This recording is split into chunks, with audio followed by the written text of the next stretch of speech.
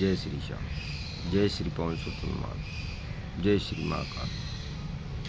साथियों, आज का जो अपना विषय है वो ये है कि ये जो भी बंटवारा होता है घर परिवार में, तो सबसे पहले जितने भी माँ बाप हैं उनसे मेरा हाथ जोड़ के आग्रह है कि आप एक तो समय पे ही बंटवारा कर दीजिए।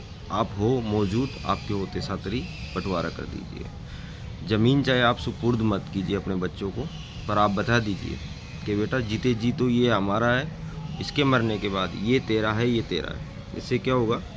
इससे ये होगा, एक तो घर में लड़ाई झगड़े नहीं होंगे, दूसरा कि जो भाइयों में प्रेम है वो हमेशा बना रहेगा। नहीं फिर क्या होता है, माँ बाप तो अपनी पूरी ज़िंदगी जी लेते हैं आराम से, उनका अंत समय भी आ जाता है, लेकिन फिर क्या होता है, भाइयों में लड़ाई झगड़े चलते रहते हैं, वो कभी पूरे नहीं होते। उससे क्या होता है, उससे धन की हानि होती है, इंसान की हानि होती है। आज हमारा एक दोस्त ऐसे ही बंटवारे को लेकर, उसको लगा उसके साथ कुछ गलत हुआ, बंटवारों को लेकर वो खुदकुशी कर लिया।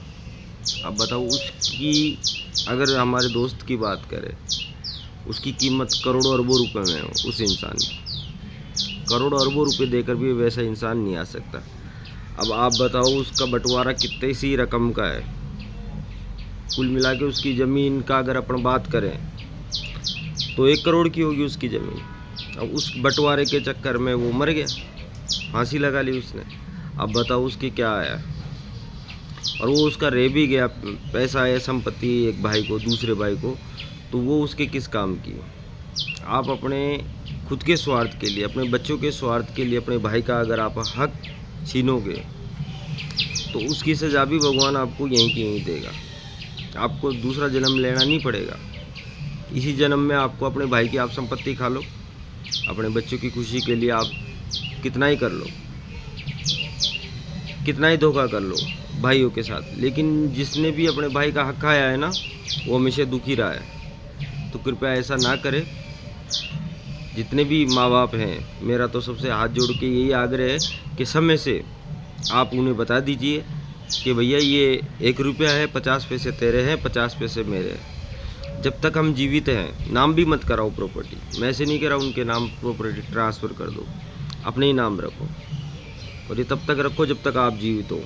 आप और पटौनी ये कर दो, वसीयत बना दो कि हाँ चलो ठीक है, जब तक हम जीवित है हमारी है, उसके बाद ये तुम्हारी है। उसमें क्या होगा, उसमें आपका भी मान सम्मान रहेगा, बच्चों में झगड़े भी नहीं होंगे। तो कुछ ऐसा काम करो जिससे आपके बाद आपके बच्चों में झगड़ा नहीं हो। अगर आप ऐसा नहीं करते हो तो जैसे आज हमारे एक दोस्त की जान गई, कल को हो सकता है आपका बेटा भी ऐसा ही हो, वो भी इसका शिकार हो जाए।